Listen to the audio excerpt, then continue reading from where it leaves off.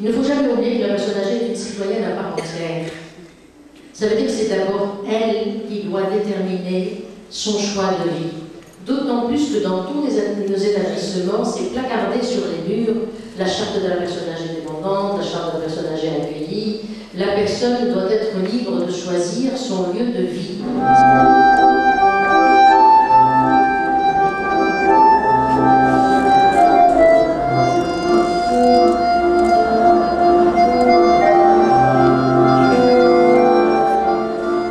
Les personnes âgées restent le plus longtemps possible chez elles, ça c'est certain.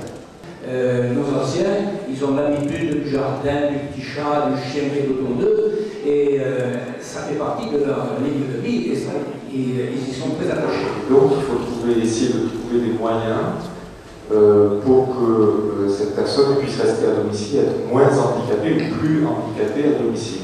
Une simple barre d'appui comme une recalibration de porte, ça peut être pour les normes, mettre une douche à la place, ça peut être mise en place d'un escalier. On travaille beaucoup avec l'association de maintien à domicile de la Crue et on travaille beaucoup en collaboration.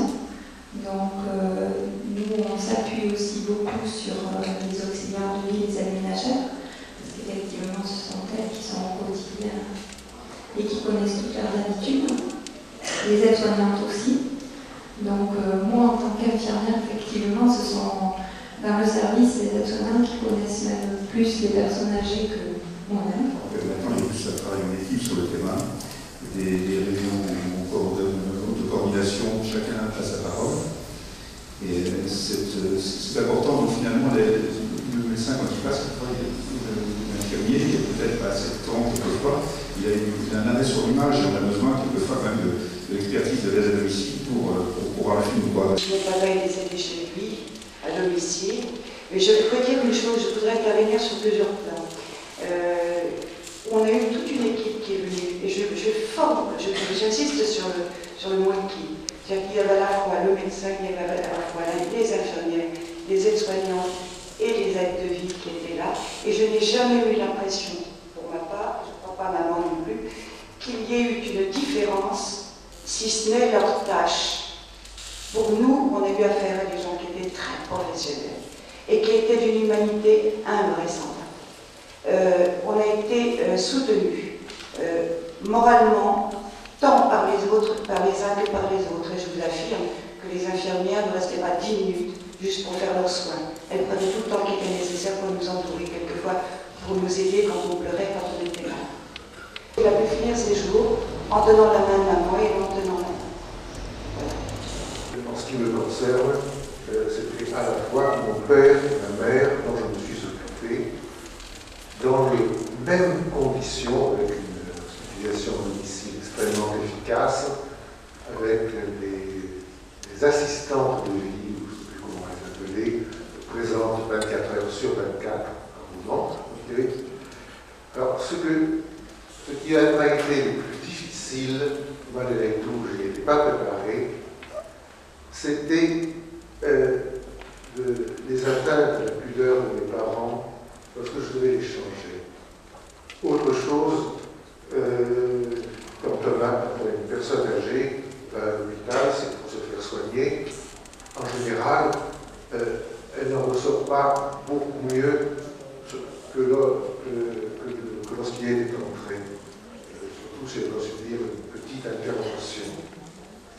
Et cela voulait dire que tous les mouvements que nous avions étudiés pour la changer, la mobiliser, l'asseoir, la mettre debout, étaient changés, avaient évolué. Il fallait penser à d'autres choses.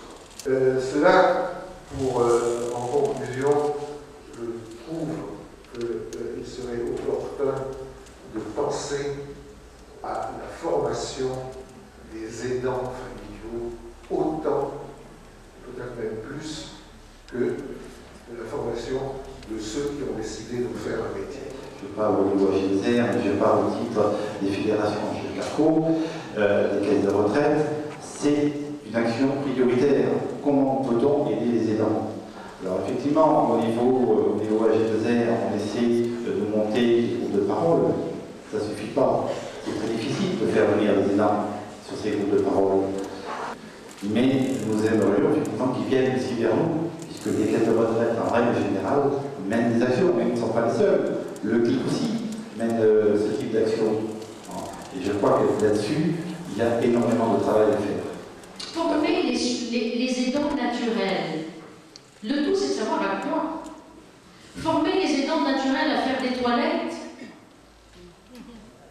Former les aidants naturels psychologiquement à pouvoir comprendre la maladie, à pouvoir comprendre les réactions de leurs parents, à pouvoir apporter le maximum de relations humaines et chaleureuses sans que la maladie vienne nous perturber la relation humaine et la relation père et fils. Ça, c'est une exigence et on a commencé déjà à le faire depuis quelques temps pour les familles particulièrement touchées par cette maladie d'Alzheimer qui nous déroute complètement.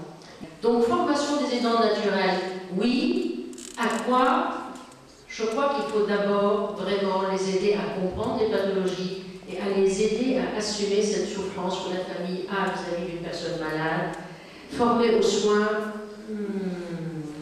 Pensez-vous que toutes les personnes âgées sont au courant des lieux et divers services auxquels elles ont droit? Et en deuxième, est-ce que l'on fait le nécessaire pour les contacter et les informer? Grande difficulté de communication. La communication existe, puisqu'on a même vu qu'elles peuvent se renseigner sur Internet. Pensez si des gens qui ont 80 ans peuvent aller se renseigner sur Internet. Il y a un déphasage certain entre ce que l'on veut faire et ce qui est fait réellement. Ça a été largement remarqué, puisqu'ici nous avons fait une enquête actuellement pour le portage à domicile des repas. On s'aperçoit que si on ne rencontre pas les gens, si on ne leur demande pas ce qu'ils ont réellement besoin, mais en fait, ils ne nous demandent rien. Donc, moi, je rejoins tout à fait ce que vous venez de dire. Moi, je crois qu'aujourd'hui, c'est la proximité, c'est la proximité parlée. C'est seulement celle qu'on va voir, celle qu'on rencontre et celle que l'on peut discuter avec les gens. Le problème, c'est que ce que vous avez dit est tout à fait vrai. C'est que vieillir, ça amène de plus en plus le besoin de la relation humaine. Et tant qu'on n'est pas dans cette information dite de proximité, et nous ne sommes pas en campagne électorale, de proximité dans de petits groupes, que les associations, y compris quand elles sont des associations de sport, des associations d'université du temps libre, puissent aborder ces sujets de santé publique dans le sens le plus large de mots, et de citoyenneté, ça veut dire coller en permanence. C'est le but de la Semaine Bleue.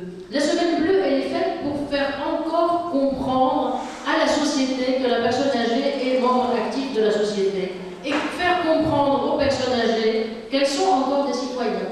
Il y a des personnes qui rentrent chez elles, mais elles sont pas capables de dire je veux aller en maison de retraite, mais elles manifestent ce qui a été dit dans la pièce, c'est-à-dire qu'elles disent moi j'ai pas peur de mourir, mais j'ai peur de mourir seule. Et je crois que j'ai peur de mourir seul, c'est peut-être le début de la compréhension.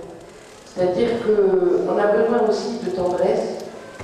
Et en fait, c'est extrêmement dur de renvoyer une personne de 90 ans, même si elle est un peu valide, même si elle est encore capable de faire ses courses, même si elle est encore capable de faire des petits trucs.